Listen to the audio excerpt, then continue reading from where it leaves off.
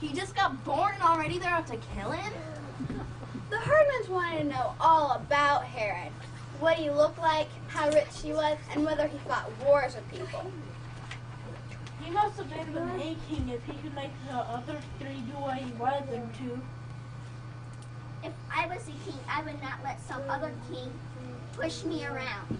He can't help it if he was the main king. I'd go be king somewhere else. Who's gonna be Herod in this play anyway? We don't show Herod in our pageant. They all got mad about that. They wanted somebody to be Herod so they could beat up on him. I couldn't understand the Herdmans. They acted like the Christmas story came right out of the FBI files. They got so involved. Wanted a bloody end to Herod, worried about Mary having her baby in the barn, and called the wise men a bunch of dirty spies. And they left the first rehearsal arguing about whether Joseph should have set fire to the inn or just chased the innkeeper into the next county.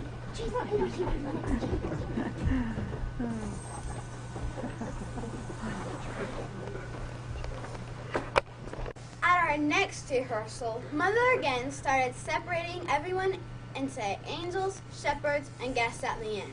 But she didn't get very far. Alice was keeping score. Isaac Herdman drinks any wine. It isn't wine, it's grape juice. I don't care what it is, he drinks it. I've seen him 3 times with his mouth all purple. He steals crayons from the Sunday school cupboards too. And if you shake the happy birthday bank in the kindergarten room, it doesn't make a sound. They steal all the pennies out of that. And when you go in the girls' room, the whole air is blue. And Imogene is there in the Mary costume, smoking cigars. Our last rehearsal just happened to be the night before the potluck dinner. Soon we got there, the kitchen was full of ladies in aprons counting out dishes and silverware and making applesauce cake for the dessert.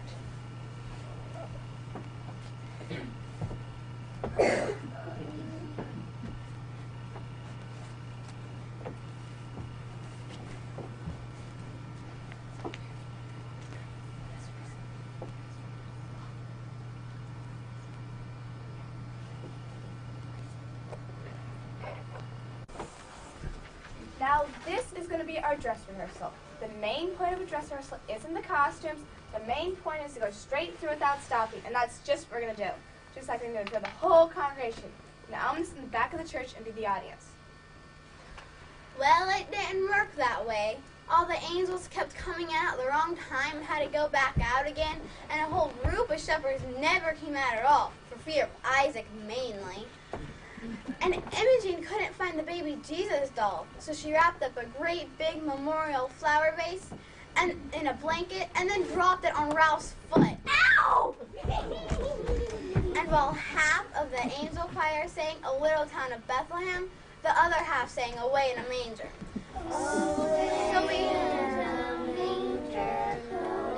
So we had to start over a lot. I've got the baby here. Don't touch him. I named him Jesus. No. Now, Imogen, you know no one says anything in our play except the angel of the Lord and the choir singing carols. Mary and Joseph and the 3 wise men just make a lovely picture for us to look at while we think about Christmas and what it means. The Herdmans didn't look like much out of the Bible. More like trick-or-treaters. Imogen even had on great big gold earrings, and she wouldn't take them off. Now, Imogen, you know Mary didn't wear earrings. Well, I have to wear these. And why is that? Because I just got my ears pierced. If I don't keep something in them, they'll grow together. They won't grow together in an hour and a half. Well, no, but I better keep them in. What did the doctor say about leaving something in them? What doctor? Who pierced your ears? Isaac. That really made you shudder. The thought of Isaac Herdman piercing ears, I thought he probably used an ice pick. So for the next 6 months, I kept watching Imogen's ears to see them turn black and fall off. All right, but we'll try to find something smaller and more appropriate for you to wear in the pageant. But let's start over again. I think I should tell him what the baby's name is. No, besides, it wasn't Mary who named her baby. I told you I named him. Joseph didn't name him either. God sent an angel to tell Mary what his name should be. I would have named him Bill. What angel was that? Was that Isaac? Yeah. Hey, Aunt to you, a child is born. No, Isaac is the angel of the Lord that comes to the shepherds in the fields and tells them that Jesus is born. Unto me, not them, me. I'm the one who had the baby. No, Imogene, it just means Jesus belongs to everyone. Unto all of us, a child is born. Now let's start over again. Why didn't they just let Mary name her own baby? What did that angel do? Just walk up and say, name him Jesus? Yes. I know what the angel said. She said he shall be called Wonderful, Counselor, Mighty God, Everlasting Father, and Prince of Peace. My gosh, he would never get out of first grade if he had to write all that. By that time, everybody was hot and tired, and most of the baby angels had to go to the bathroom. Some others said we could take a 5-minute recess. And then we'll come straight back here and go straight through without stopping, won't we? Yes.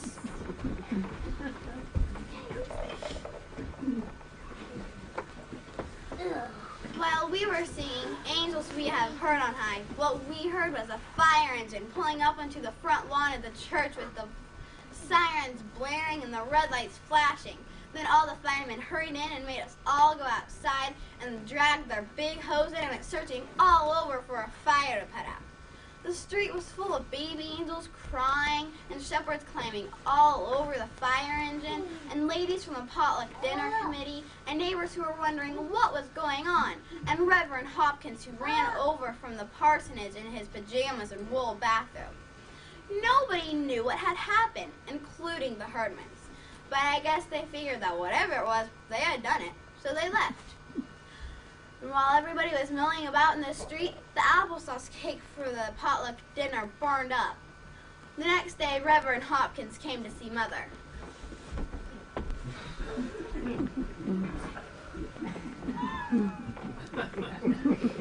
I can't make heads or tails of it. Some people say they set fire to the ladies' room, and some people say they set fire to the kitchen. One lady told me that Imogen threw a flower pot at Ralph. Mrs. Wendelkin says all they do talk about bad things and dirty words. The whole church is in uproar. Do you think we should call the pageant off? Why, certainly not.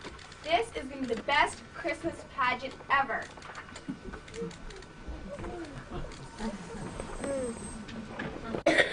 On the night of the pageant, there was the usual big mess all over the place. Baby angels getting poked in the eye by other baby angels' wings and grumpy shepherds stumbling all over their bathrobes. The spotlight was swooping back and forth and up and down till it made you sick to your stomach to look at it. But everything settled down, and at 7:30, the pageant began.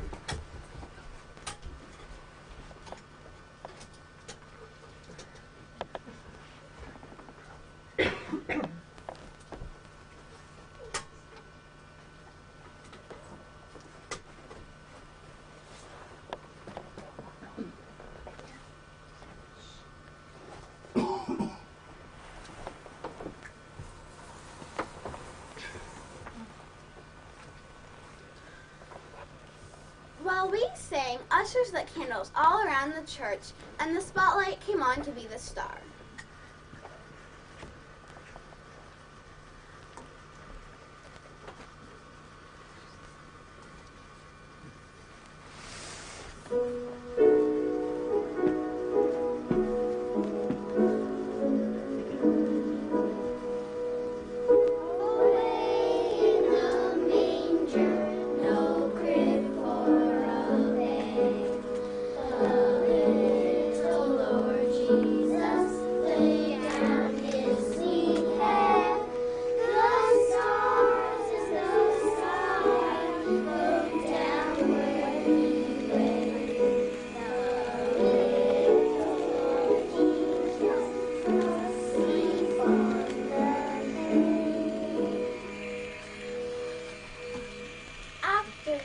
Supposed to hum some more, while Mary and Joseph came up from the back.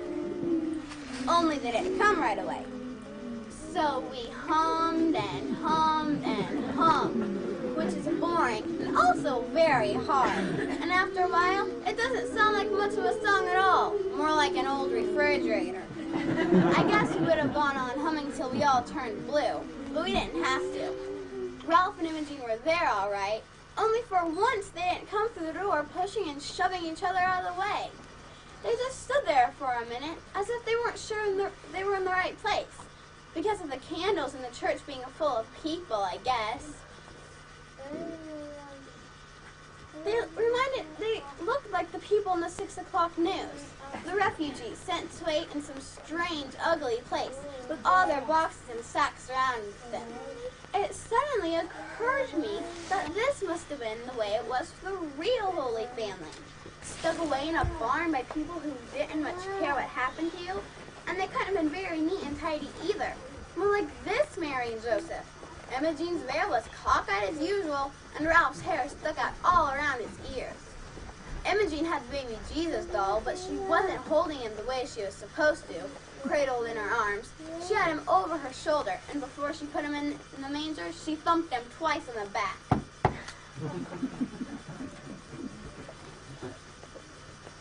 Right away, we had to sing, "While shepherds watch their flocks by night," and we had to sing very loud, because the shepherds make just as much noise, banging their crooks around like a bunch of hockey sticks.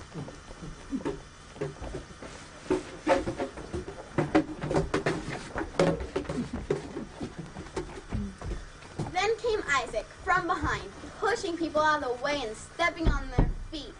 And because he's the only person in the whole pageant who had anything to say, he made the most of it. Hey, unto you, a child is born. And all the shepherds trembled, sore afraid, of Isaac mainly, but it looked good anyway. Then came 3 carols about angels.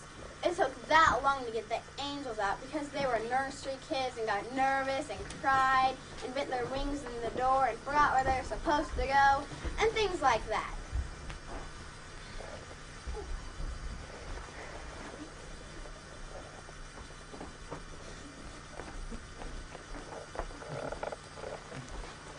We got a little rest then, while we sang and everyone in the audience shifted around to watch the wise men march up the aisle. What have they got? I don't know. And I didn't know either, but whatever it was heavy. Leroy almost dropped it. He didn't have his frankincense jar either. Ollie and Claude didn't have anything, although they were supposed to bring the gold and the myrrh. Leroy had a ham instead. I bet they stole that. They did not. It came from their food basket. And if they want to give their own ham away, I guess they can. But even if the herdmen didn't like ham, which was Alice's next idea, they had never before in their lives given away anything except lumps on the head. So you had to be impressed. Leroy sat the ham in front of the manger. It looked so funny to see a ham sitting there instead of the fancy bath salt jars we used for our frankincense and myrrh.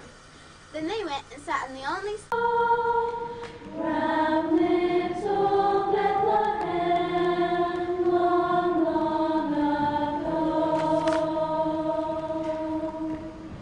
sheep on the hillside lay, whiter than snow.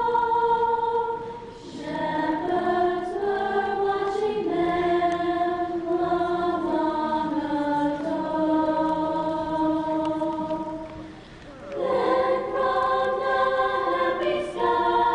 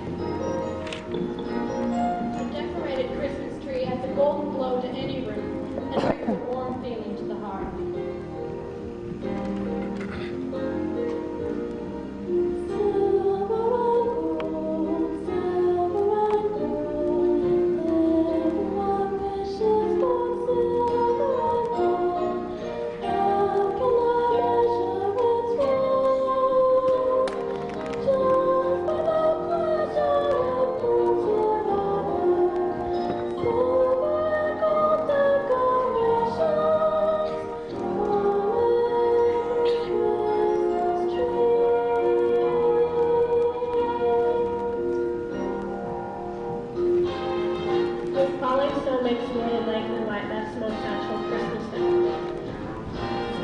When the red sun is frightful, but the fire is so delightful, and since we know a place to go, let us know, let us know. Oh, it doesn't show signs of stopping, and the dogs are born for flopping. Let us know, let us know.